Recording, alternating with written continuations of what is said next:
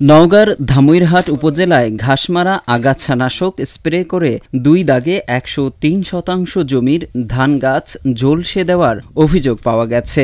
এতে করে লাখ টাকার ক্ষতি হয়েছে বলে জানিয়েছেন ভুক্তভোগী কৃষক। ভুক্তভোগীর অভিযোগ, আড়ানগর ইউনিয়নের চক ভবানী এলাকার হাফিজুর রহমান এবং তার স্ত্রী জেসমিন আরা বেগমের সঙ্গে জমি জমা সংক্রান্ত বিরোধ চলছিল। এর জেরে ১০ সেপ্টেম্বর রাতে আগাছানাশক স্প্রে করেন তারা। এতে করে ওই ধান গাছগুলো বিবর্ণ হয়ে মরে যায়। উপজেলার আলমনগর ইউনিয়নের ৮ নম্বর ওয়ার্ডের চক শরীফ এবং আড়ানগর ইউনিয়নের ১ নম্বর ওয়ার্ডের রামনারায়ণপুর এলাকায় এ ঘটনাটি ঘটেছে। ভুক্তভোগী কৃষক রেজাউল করিম বাদী হয়ে ১৩ সেপ্টেম্বর জেসমিন আরা বেগম ও তার স্বামী হাফিজুর রহমানের বিরুদ্ধে ধামইরহাট থানায় একটি লিখিত অভিযোগ দায়ের করেন। গত এই ফসলেও ওরা ফসল লাগায় না, ওরা ধারে পাশে আসে না। আমার যখন ফসল রেডি হয়ে যায় তখন এসে ওরা হামলা ধামলা করে।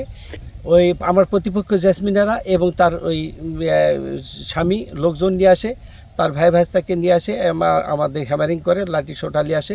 এবং গত ঈদের সময় যখন ধান কাটতে আসে আমার কাজের লোকেদের মারধর করে। এটা সুষ্ঠু বিচার চাই।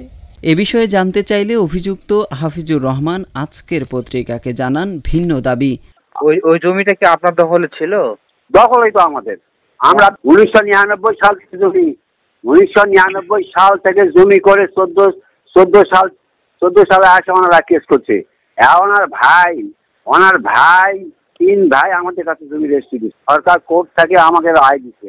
রায়ের পরে আমি জমির গেছি, তারপরে ওরা এসে হ্যামারিং করতেছে। আমি দিকে এক নেতা পায় হয়। এদিকে তদন্ত সাপেক্ষে অপরাধীদের আইনের আওতায় আনার কথা জানান ধামইরহাট থানার ভারপ্রাপ্ত কর্মকর্তা। অভিযোগ হইলে পরে আমরা আইনগত ব্যবস্থা নেব।